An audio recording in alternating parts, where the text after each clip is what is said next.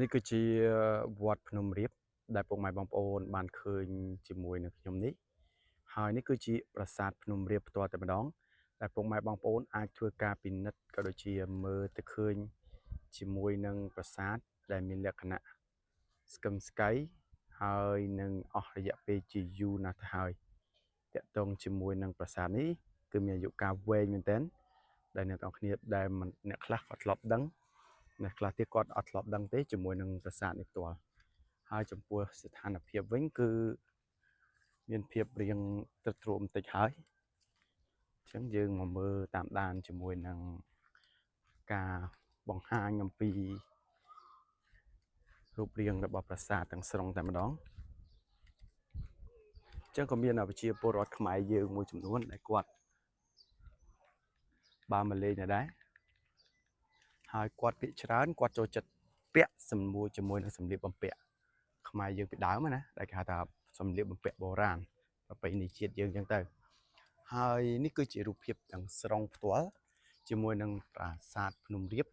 ដែលបង្ហាញជាមួយនឹងរូបភាពដែលសរសេរជាភាសាខ្មែរថានេះជាការព្រះរាមច្បាំងដណ្ដើមយកនាងសីតាពីរាពណ៌ណាពីរាពណ៌ណារាពណ៌ហ្នឹងអត់ដឹងឯងគេហៅយៈណាអញ្ចឹងនៅលើសិលាចារឹកនេះគឺតែងតែមានសរសេរជាមួយនឹងប្រវត្តិសាស្ត្រច្រើន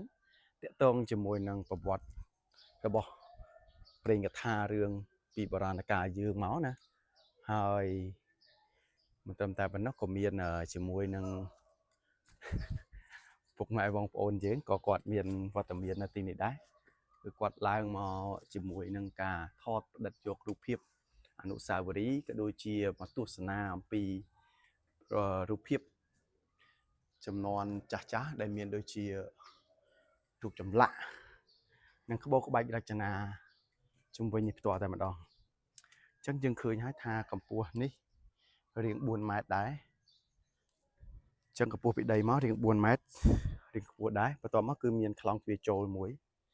ហើយបន្ទាប់មកយើងឃើញជាមួយនឹងរូបសំណាកជាច្រើនដែលបាន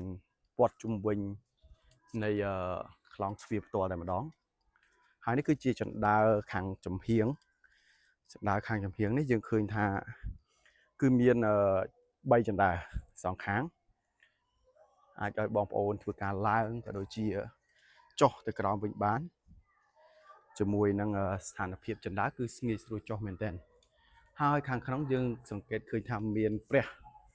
ចំនួនជិត500អង្គដែលបានរៀបក៏ដូចជាដាក់ភ្លើងពណ៌សម្រាប់ឲ្យបងប្អូនខ្មែរយើងគាត់ចូលទៅឲ្យធូបសុំសេចក្តីសុខសេចក្តីចម្រើនហើយចំពោះសសរវិញគឺច្រើនមែនទែនក្នុងមួយជួរនេះអាចនិយាយថាសឹងតែ10-20សសរហើយក្នុងមួយរោណាគេថាមួយជួរឈរទៅណាអញ្ចឹងអ្នកនរគ្នាឃើញហើយនេះគឺជាក្មេងក្នុងភូមិដែលគាត់តែងតែបង្ហាញមុខនៅកន្លែងសាធារណៈគាត់មកលេងអញ្ចឹងទៅហើយខាងក្នុងយើងឃើញថាមានជាមួយនឹងអំពូមីងយាយតាគាត់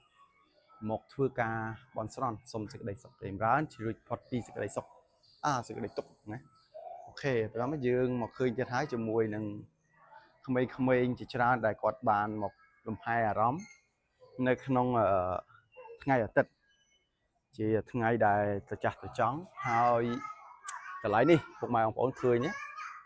មានស៊ូមបន្តិចស៊ូមបន្តិចណាអញ្ចឹងគឺមាននាគក្បាល5ណានាគក្បាល5ព័ទ្ធជុំវិញបន្ទាប់មកយើងឃើញជាមួយនឹងនាគក្បាល5មានជាមួយនឹងប្រមាណនេះយើងអាចសង្កេតឃើញណាគឺមានទៅដល់5នាគតែម្ដងណា1 2 3 4 5អញ្ចឹង5នាគហ្នឹងគាត់មកយាមក្នុងខ្លងទ្វារនីមួយហ្នឹងដើម្បីការពារជាមួយនឹងខ្សែរាជវង្សណាស្ដេចចឹងទៅហើយអ្នកនរគ្នាដឹងហើយថាប្រាសាទភ្នំរាបនេះមានទីតាំងជាប់នឹងគេហៅថាខេត្តកណ្ដាលណាគេថាភ្នំរាបហ្នឹងខេត្តកណ្ដាលនៅជាប់នឹងផ្លូវទៅឧដុង្គណាអញ្ចឹងប្រាសាទនេះគឺយើងអាចមកចូលរួមទស្សនាក៏ដូចជាអ្នកនៅជាប់ទីក្រុងគឺអាចមកមើលបានជាមួយនឹងនេះ ខ្ញុំសូមឲ្យពលឺតិចអញ្ចឹងយើងមានជីវប្រវត្តិច្រើនតាក់ទងជាមួយនឹងការសាងសង់របស់ប្រាសាទក្មេងៗតាគៀនកំនៅកន្លែងហ្នឹងហើយយើងឃើញមានជាមួយនឹងក្បូរក្បាច់រចនាជាច្រើនដែលបង្ហាញអំពីការកសាងរបស់ប្រាសាទអស់ជាយូរកាលឆ្នាំមកហើយនេះគឺជាខ្លងទ្វារកន្លែងនេះគឺជាខ្លងទ្វារចូលដែលគេរចនាជាមួយនឹងស៊ីម៉ង់យកតែម្ដងគេបិទចុកឡុកហើយអានេះមិនមែនចូលបានទេណាប៉ុន្តែនេះគឺជាចម្លាក់ទ្វារផ្ទាល់តែម្ដង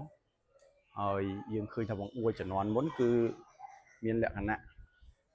គេធ្វើដូចរុនខ្យល់អញ្ចឹងអានេះអួចតាមវត្តក៏មានរចនាបថបែបហ្នឹងដែរគឺគេសម្បូរធ្វើអញ្ចឹងឥឡូវយើងទៅមើលជាមួយជ្រុងម្ខាងទៀតបាទគឺយើងឃើញថាកន្លែងនេះគឺជាកន្លែងជួល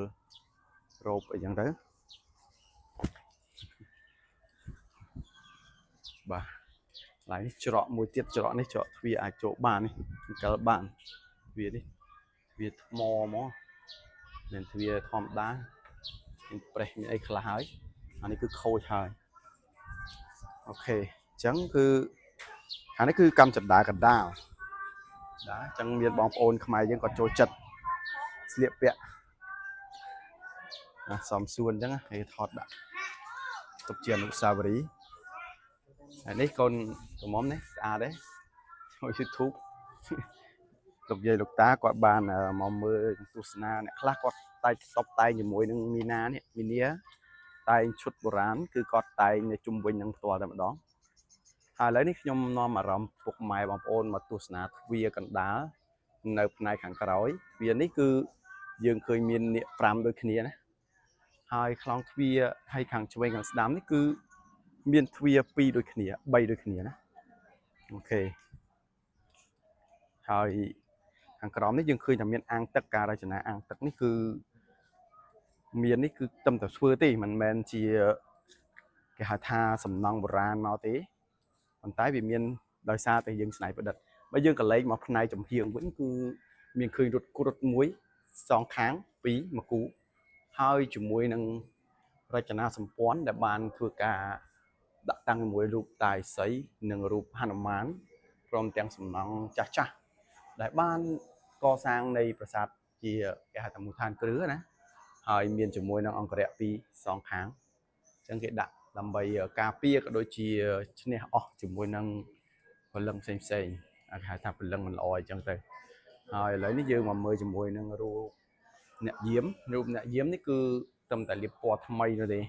ហើយមនុស្សចំណុចជើងផ្នែកខាងក្រោយនេះខ្ញុំអមអារម្មណ៍ពុកម៉ែបងប្អូនមកមើលហើយអស់ហើយគឺអត់មានអីទៀតទេ